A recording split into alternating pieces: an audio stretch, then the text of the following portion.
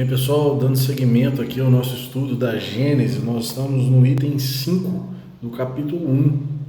É maravilhoso seguir com a ideia, a questão, né, do papel do professor como um revelador, né? O Kardec traz essa ideia nos dizendo o seguinte, que na verdade o professor ele é um revelador de segunda ordem, porque ele revela para os alunos conhecimentos que na verdade já estão postos, já estão conhecidos, eles são desconhecidos apenas dos alunos. E ele entra num item que, na minha opinião, é muito interessante, é muito vasto. A gente consegue visitar esse assunto no Livro dos Espíritos também, sobre a questão da influência dos espíritos sobre o mundo corporal. E nas obras subsidiárias, sobretudo Chico Xavier, existem várias lições na forma de poemas, de pequenas dissertações de Emmanuel e outros espíritos, tratando do assunto dos homens de gênio. Os homens de gênio são aqueles seres que fazem a humanidade avançar em diferentes áreas, na religião, na ciência, nas artes, etc.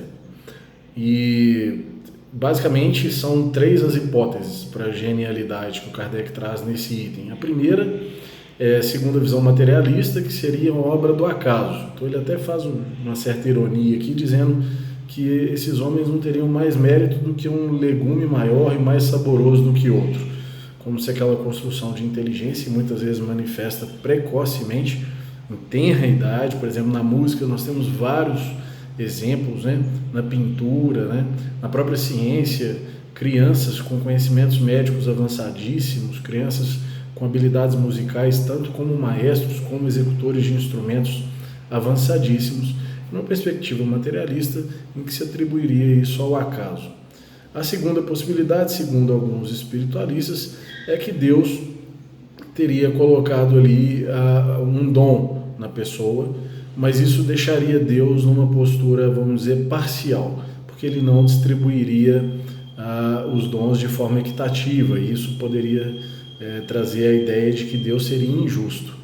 E uma terceira visão, que é a visão espírita, que o Kardec trabalha muito bem, é a ideia do mérito, né, de que aquelas aquisições foram feitas em outras vidas. Que, segundo Emmanuel, se diz que o gênio é a construção dos séculos, né?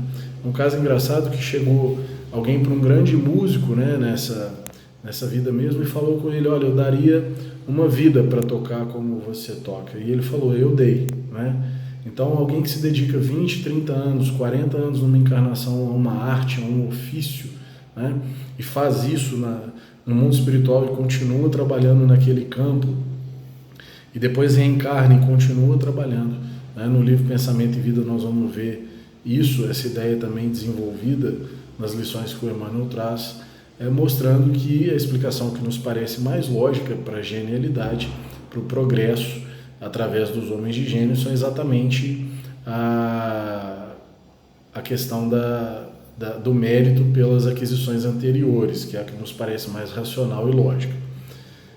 Óbvio que existe também uma repercussão da esfera superior sobre esses seres, que ajudam esses indivíduos a elaborar melhor as suas ideias através dos processos da inspiração, etc., que fazem com que exista uma comunhão entre o céu e a terra, nesse sentido, mas com um substrato favorável no cérebro, no psiquismo daqueles seres que já se trabalharam numa ou noutra área, né?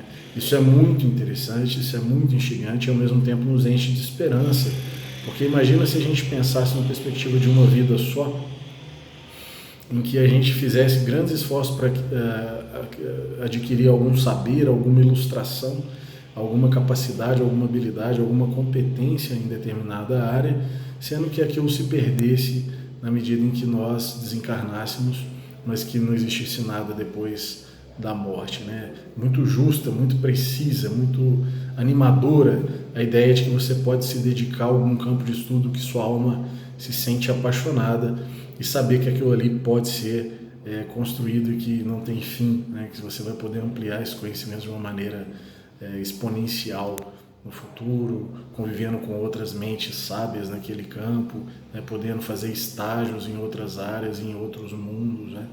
Avançando os seus conhecimentos, assim como é aqui na Terra. Você está numa área de pesquisa, você vai para um centro de pesquisa, às vezes no exterior ou em outro estado, onde aquela área está mais avançada, né? Existem músicos que vão para determinados países, dependendo da sua especialidade, para se aprofundar numa determinada. Isso numa escala mais ampla significa que a gente pode estagiar em mundos superiores ou mesmo em outros planetas, na visão espírita, a fim de avançarmos das aquisições que a vida vai nos permitindo adquirir.